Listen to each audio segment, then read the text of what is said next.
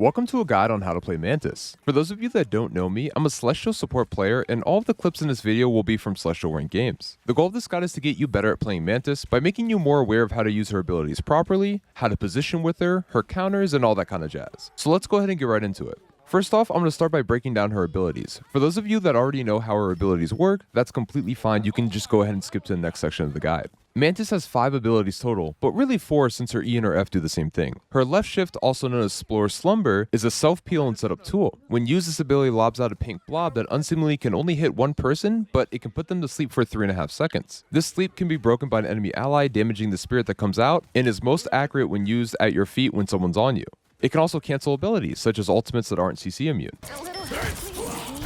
Oh, I got so close. Her E, also known as Allied Inspiration, is an ally stim tool that buffs the damage of the ally that you target by about 12% for 8 seconds. If you put multiple uses of this onto one ally, it doesn't stack, but rather it refreshes the duration of the buff. Her F is literally the same thing, but it's just used to buff you instead. Her right click, also known as Healing Flower, heals the ally that you target. This heal starts off as a burst heal of 55 HP, then it has a healing over time effect of about 20 HP per second for 8 seconds. Just like our E ability, this doesn't stack onto an ally, but will refresh in duration. It's also important to note that it's good to spam this onto an ally getting gone on for the initial burst heal they receive. Now, in terms of her passive and team up abilities, she does have a team up ability with Adam that allows her to res herself once every 2 minutes, and her passive gives her additional movement speed when at full HP. She also gets passive healing over time when any of her orbs are consumed. Finally, we have her ultimate, also known as Soul Resurgence. When activated, it gives everyone in the radius a burst of 200 HP, increased movement speed, 150 HP per second, and a max health shield conversion of about 100 HP. This is a really good tool to use if you want to start a fight or if you just want to counter DPS ults. But I want to further expand upon Mantis' ult because learning how to use your ultimate correctly is what really separates the top-end support players. And in my case, the better I got with using my ults, the easier it was for me to climb the ranks. Mantis' ult can be used like any other healing support ult. You can use it to counter DPS ults, you can use it to help neutralize a fight when the enemy support ults, and so on. But I really like using her ult in 2 specific ways. The first is starting a fight, especially in domination. The reason being is because unlike other support ultimates, you're giving everyone increased movement speed. This will allow for you and your allies to get in easier and make everyone more maneuverable.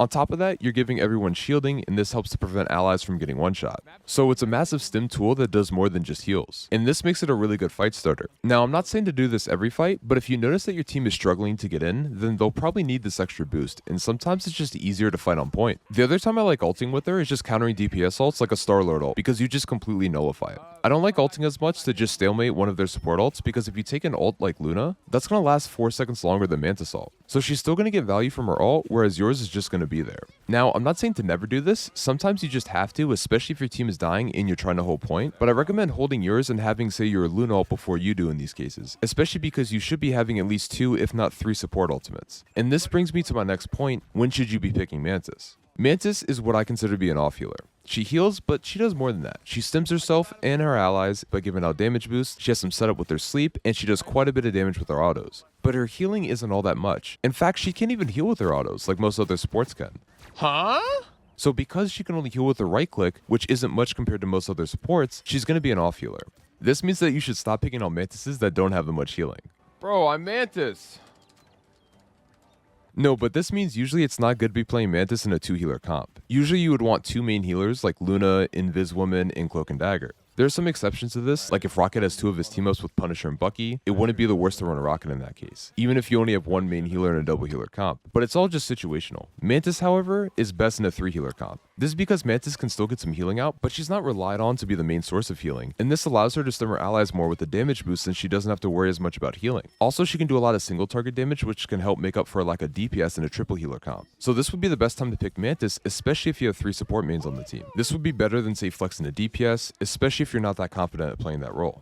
Okay, so now we've gone over when we should be picking Mantis, but how about our weaknesses and counters? Well, in all of my other support guides, I've said that healers don't really feel like they have direct counters in this game, besides, say, Groot, Hawkeye, and really any character that has a one-shot ult, mostly because anti-heal doesn't really exist outside of Strange passive. And the same could be said for Mantis. Whenever I pick her, there's not really someone I hate playing into, besides Bucky. That guy is scary, and getting pulled in is a healer's worst nightmare. Again! However, there are a few heroes to watch out for, and these are mostly going to be divers. Heroes like Spider-Man, Jeff, Thor, and other divers can be really tough, because yes, she does have a sleep, but once that's used up, you're a sitting duck. Spider-Man and Jeff in particular I hate playing into because Spider-Man can be hard to sleep since he's in the air half the time, and no one really likes a flanking Jeff, especially because he could just counter ult you since you're not CC immune. And this brings me to her weaknesses. Just like earlier we talked about her being an off healer, so she's not going to be able to heal as much as others, so you really want to run her in a 3 healer comp. But she also doesn't really heal herself that well. She does get passive healing from using her leaves, but it's slow healing over time. Whereas say Invis Woman can heal herself with her shield, play behind it, and has other ways of dealing with dive. Yeah! Uh-oh. But another thing is positioning. Mantis doesn't really have an escape, say like Cloak and Dagger or Invis Woman would. So you really have to check your positioning on her. I would recommend sitting with your team, especially with your other healer, and only aggressing to the front lines if you have your ult and you're prepared to use it. So really her weaknesses come down to a lack of healing and mobility. And because of this, she can't really protect herself as well as some of the other healers can. Smoked! 2. But enough about weaknesses, let's get into some tips and tricks with Mantis. For my first tip, whenever you ult, you should focus on stimming your allies. If they're in a healer ult, whether it's yours or your allies, then they're pretty much immortal anyways, so you should focus on boosting their damage. If you go into fights with this mindset, you're essentially adding another element to your ult too. So you're providing healing, shielding, movement speed, and if you really think about it, now you're providing a damage boost. This next tip is just farming headshots off Loki clones. One thing I didn't mention earlier is that Mantis gets a leaf every time she hits a headshot on someone. This also applies to Loki clones, so you can actually farm your leaves just by hitting Loki clones in the head. Besides doubling your damage per auto, this is another great reason why you should be trying to get headshots with Mantis. This next tip is all about aiming with Mantis. Her autos can actually be quite hard to hit. Yo, that guy just smoked the out of me, at least compared to most other heroes, partly because they're pretty small, so they have a smaller hitbox. But one thing I recommend is using a small crosshair to help with their autos. Whenever I switch crosshairs from the base to a dot, I saw my accuracy go up on everyone, not just Mantis. But Mantis was the main reason why I switched over in the first place. Now each crosshair is unique to you, meaning that what might be more accurate for me won't necessarily be more accurate for you. You just need to try some out and see what fits best. But I will say, for Mantis in particular, the smaller it is, the better it'll match her actual autos. Now to expand upon our aiming, one thing you should be doing is leading your autos. If you notice, whenever I strafe with Mantis, depending on how far they're going, my autos aren't landing on my crosshair, they're lagging behind. They're essentially landing where my crosshair previously was, because they're not hit scan autos. So you're going to want to lead your autos, which pretty much means predicting where the enemy is going and shooting an auto at that spot ahead of time so it hits. You see how there's a bit of a delay before the auto hits the bot? That's what I mean by it having travel time and not being hit scan. There's also this weird perception because your character isn't centered, rather they're to the left of the screen. Shooting to the right of someone, you can actually hit them even if your crosshair is completely off their body. So you can use this knowledge to sort of overcorrect if you're aiming to the right of someone, but not to their left. It's kind of weird, I know, but the more you play, the more you get used to it. But once you get the feel of doing this, you'll be hitting way more autos with Mantis. Lastly, I want to round out this guy by breaking down a few plays, some good and some bad, just so you have a better understanding of what we talked about so far, and to show you some ways to implement this knowledge in combat. So in this first clip, I just want to demonstrate what I meant earlier when I said that Mantis ult's really good at engaging, especially in domination style maps. So in this clip, I'm just going to be breaking it down, and I'll be pausing in and out of it and just kind of like explaining my thought process and what I'm thinking about. So to start this clip off, one thing I called out in the middle of this game is I'm going to ult. So I'm communicating to my teammates I'm going to ult, but we had like a few DPS that were dead or whatever. So I said, okay, we're going to retake this point because there's just a big fight. Some ults went off. But we're going to retake this point, but I want to wait for my DPS to spawn. So that's the first thing we want to do. And so our DPS spawned, everybody's pretty much spawned, and that's where we're at in the clip.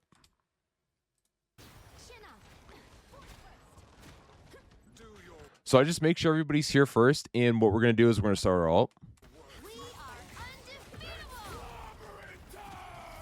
And as you saw there, one thing I wanted to do there was just mez the Star-Lord. Unfortunately, we missed, but the whole point is I want to mez him, set him up for my team to easily just kill him before he can start like dashing away and doing whatever he wants to do. And then when I heard it's clobbering time from the thing from behind, I wanted to make sure that my ult was still on my allies. So I kind of turn around to kind of help these guys out a little bit and make sure that they don't die from getting stunned. Once I notice that they're all safe and all that kind of stuff, all safe and sound, we kind of push up here. And what you see me do in this next part is I want to essentially stim the Psylocke. So this is going to be kind of like a one-on-one versus Psylocke. I'm going to help out a little bit. But I want to stim the Psylocke. I want to buff her damage. And I also want to heal her and make sure she's golden. Because my ult is about to end. So now I can actually start using my leaves to heal and all that kind of jazz. So we heal her, then we stim, get a nice little headshot on the Psylocke, kill her. And so far, we're just owning this fight. We're just completely dominating. And so we're easily, as you guys can see, we're easily able to retake the point, all because I was able to Mantis ult in. Their thing ult did literally nothing because everybody was healed. We did what we need to do by stimming our Psylocke and healing her and making sure that she was pretty much enabled to do the best that she could do in that fight. And that's play number 1. Okay, so here's another play. This one's also going to consist of me ulting. Actually, all these clips are just me ulting pretty much, or most of them. And the reason why is because, like I said earlier, ulting is really what separates the really good players, in my opinion, in this game. So, especially on support. And so this one was kind of a bit of a premature ult, but we'll go ahead and let the clip play, and I'll show you what I mean.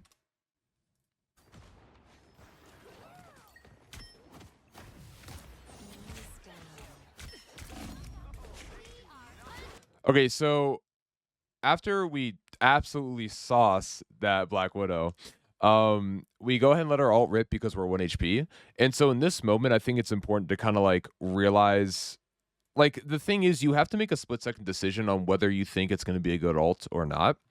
Because I only have 76 HP, right? So with only 76 HP, I have like a split-second decision to make. Do I pop this or do I die with it? In hindsight, this is a bad ult because there's still a lot of time before this convoy can actually like kind of reach the corner. And my ult isn't really benefiting anybody but myself. My team, I think, has pretty much already respawned. And if I was paying attention here, I mean, I was killing the Widow, but if I was paying attention here, I think we had like an ally. We had like a Jeff that was kind of like messing around and stopping the convoy. So there was really no reason to ult here at all. I just had to make that split-second decision. I thought it would be a good ult because I had to stay alive, and I thought I could kind of push them back. And so after this Widow gets sauced, we ult, and then nothing really happens with the ult, right? We're here. The problem is, again, now we don't have this Mantis ult to help defend when we actually do need it. So in hindsight, this was a bad ult, but I think you guys can understand why I ulted here. But I just wanted to show, like, making that split-second decision is really important, and sometimes it's just much better to die with the ult. It really, really just depends on the situation. In this situation in particular, it was a lot better to die with the ult. Okay, so for this third clip, I believe I showed part of this clip earlier on in the guide, but I thought this would be a really good clip to break down in general, just because we have a couple good plays here, but we also have like 1 or 2 bad plays that end up punishing us. So let's go ahead and let's see how this goes. Good ult by Mag.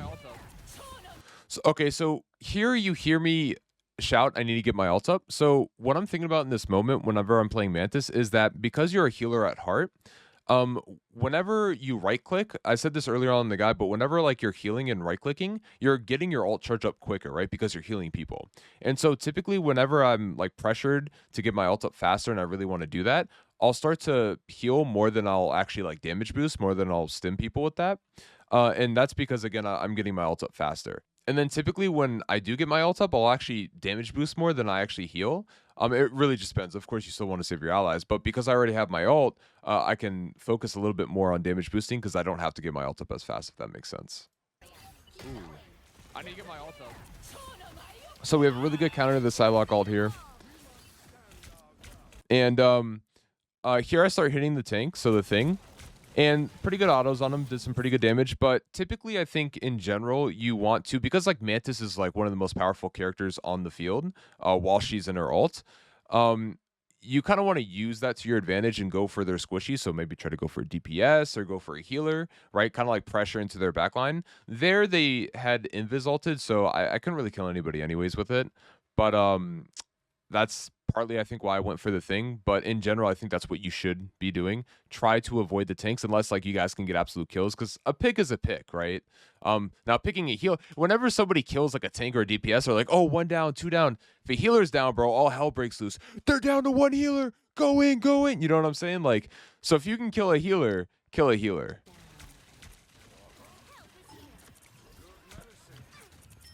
But right here, we knew our ult was about to end, so it's important to kind of like be aware of when your ult is going to end. And that's why we kind of position backwards here, because we're like, okay, like we're about to lose our ult, so we shouldn't be in the front lines anymore. We should be backing up here and letting our tanks take, you know, the full aggro of the enemy team. But I think Psylocke killed somebody from behind, and luckily she was one shot, so we're able to frag her. And this is where I screw up. Okay, so I see a lot of people that are weak. I think all our DPS are dead. our tanks are all half HP, and me being the only healer on the field, I can heal a little bit, but I have to wait for my leaves to come back, and my healing again isn't going to be as much. But they're also kind of half HP, and I'm just kind of in the moment, you know, hitting some autos, doing some damage. Where I screwed up here is I started to position too far up because I wanted to get like a better angle onto these tanks as they were wrapping around to the left. I wanted to wrap around to the right of this thing. And as you can see here, I end up getting punished for it and I die. And so my screw up was I positioned too far up. And as I mentioned earlier on in the video, like the thing about Mantis is you really have to position well, right? Because it's not like I'm cloak and dagger. I can't right click out of it. I can't invis woman double jump out of it, right? There's a lot of things I can't do to protect myself. And so if you are going to position that far up, especially without your ult, you really have to be winning the fight. And yeah, pretty much. Oh man, I went up too far. That was silly of me. Well, that's going to be the end of the guide. If you made it this far, thank you so much for watching. I hope you learned a lot about Mantis, and I hope this guide helps you become better with her. Mantis really is one of the super fun supports. This character's like pure dopamine, and she's always good to have in your back pocket, especially when the other supports are picked or banned. I have an excuse to play Mantis because Luna and Invis Woman are banned. But I will say repetition is the best practice. This guide will help point you in the right direction to get better with her, but it's up to you to play her and put this knowledge into practice. But that's going to be it. Thank you so much for watching, and until the next one, see ya!